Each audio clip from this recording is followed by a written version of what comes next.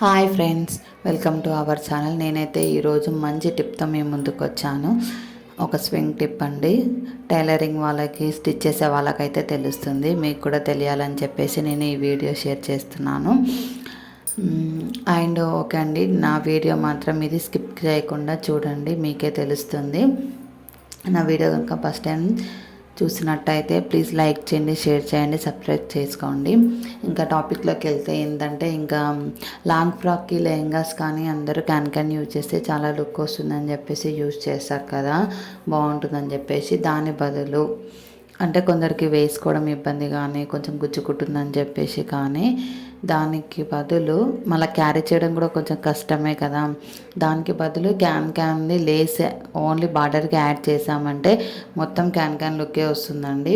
మీరు ఒకసారి వేసి చూడండి, ట్రై చేయండి. నేను వేస్తున్నాను, ఇంకా వీడియోలో చూపిస్తున్నట్టుగా చూడండి. అది క్యాన్ లేస్ అనమాట. ఓన్లీ బార్డర్కే వేస్తున్నాను నేను. అది కూడా ఒక 3 ఇంచెసే వేస్తున్నాను నేను. చూడండి, క్యాన్ లుక్కే వస్తుంది. మీరు ఒకసారి ట్రై చేయండి, తెలుస్తుంది మీకే. ఓకే అండి, ఇంకా నేను చెప్పాలనుకున్న విషయం అయితే ఇదే. అండ్ నా వీడియో కనుక నచ్చినట్టయితే ప్లీజ్ లైక్ చేయండి, షేర్ చేయండి, సబ్స్క్రైబ్ చేసుకోండి. ఇంకా ఈ వీడియోని లైక్ చేయడం వల్ల యూట్యూబ్ అనేది ఇంకొంతమందికి రికమెండ్ చేస్తుంది. ఇలాంటి వీడియో చేయాలని నాకు కూడా వస్తుంది అన్నమాట.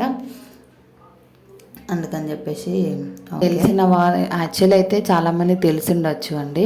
తెలిసిన వాళ్ళైతే స్కిప్ చేయండి, తెలియని వాళ్ళ గురించి చెప్తున్నాను. నాకైతే ఇప్పటివరకు తెలియదండి, నాకు ఇప్పుడే తెలుసు.